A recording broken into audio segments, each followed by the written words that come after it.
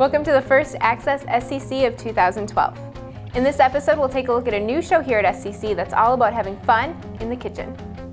We've got some important reminders on preparing your show for playback, and I'll take you behind the scenes with the award-winning staff responsible for Northeast Journal. Minnesota's winter weather can make outdoor shoots a little more difficult, but don't worry, we have some tips to help you out. Stay tuned, Access SCC starts right now.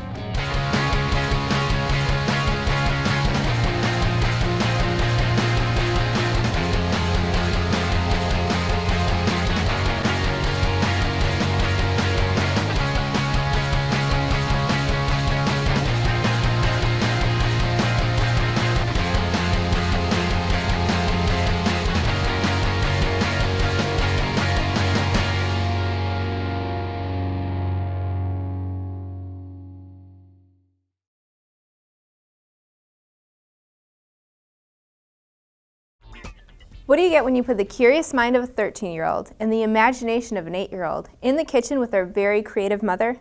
A great new show called Two Kids Cooking. Take a look. I'm Alex and I'm 12, soon to be 13. And I'm Sophia and I'm 8.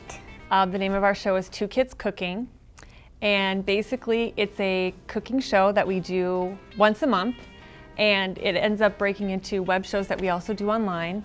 And it's geared at family cooking and getting kids in the kitchen having fun together.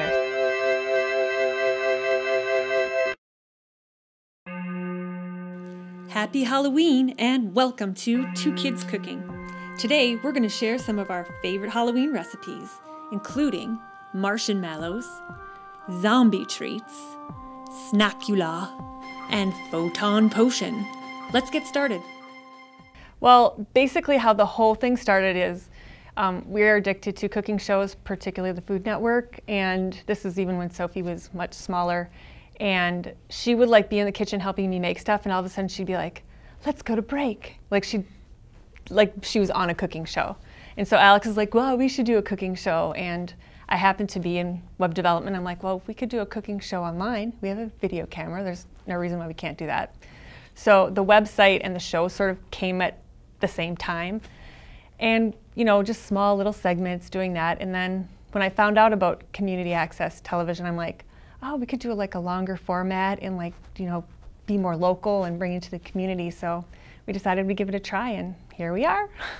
A regular show that's not any special, we would start by listing the ingredients, saying what we're doing.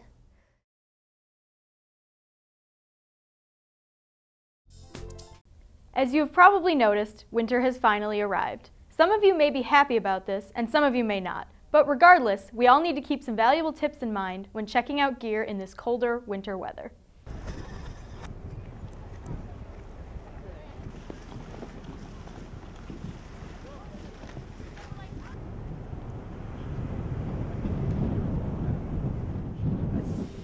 Frigid temperatures can be very damaging to our gear, especially our cameras.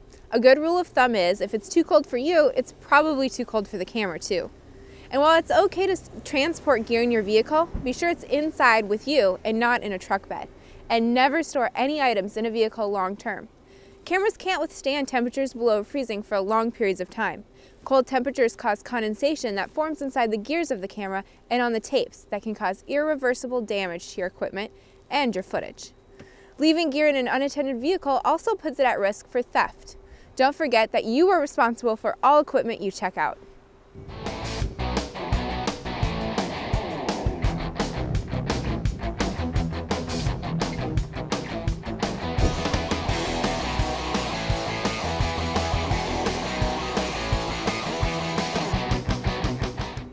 Other field production gear like mic kits or lights are susceptible to winter weather damage from cold and snow as well. If you have to set them down on the ground, be sure to place a trash bag, tarp, or a blanket between the gear and the ground. Anything that's going to separate the gear from getting soaked or dirty. Remember, camera bags are not waterproof. If your shoot will put the camera out in the elements, rain or snow, it's a good idea to check out a camera rain jacket. While these jackets are Our producers are not the only ones making productions in this building. Our friends at our sister channels, GTN and on location, work around the clock to turn out award-winning productions. Here's an inside look at the two guys involved with Northeast Journal. My name is Joe Cullen, and I'm the producer and host of Northeast Journal on the Government Television Network, Channel 16. I believe Northeast Journal started in 1994, and that was a little before my time here at GTN. I was still in high school at that point, but I think it was the first show they did here at GTN. And the reason they started is we serve 12 communities for the Ramsey Washington Suburban Cable Commission, and some of our cities have their own individual shows, but Northeast Journal, it's kind of a magazine-style show, and it gives all of our cities a chance to be spotlighted in one show. So that's how they started, and it's had a number of hosts over the years, and I was lucky enough to be able to do the show back in 2001, and I've been doing it ever since.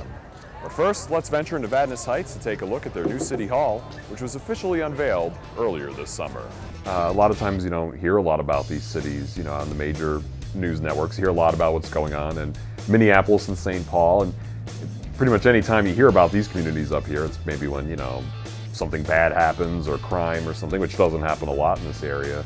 But it's nice to have an outlet to focus on the positive things happening, whether it's at our city halls or in our schools or new businesses, that type of thing. So it's a great way to show that these 12 communities out here are a great place to work and live and raise a family.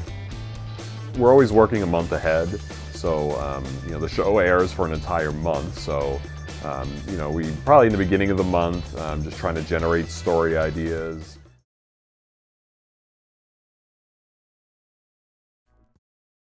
We hope you've enjoyed this episode of Access SCC. You can catch the full show on YouTube and see clips and segments on our Facebook page. And if you haven't already, be sure to visit our website and find out how you can be a part of your community media center. We'll see you next time.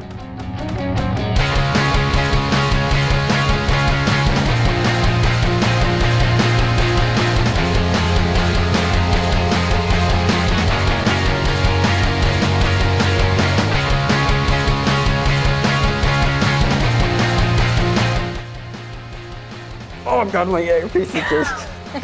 Itches? I'm sorry. Yikes. I was just about to. Oh no! I tried to fight it. You need to calm down. You need to calm down. We're fine. Yeah. Oh my God, my face itches.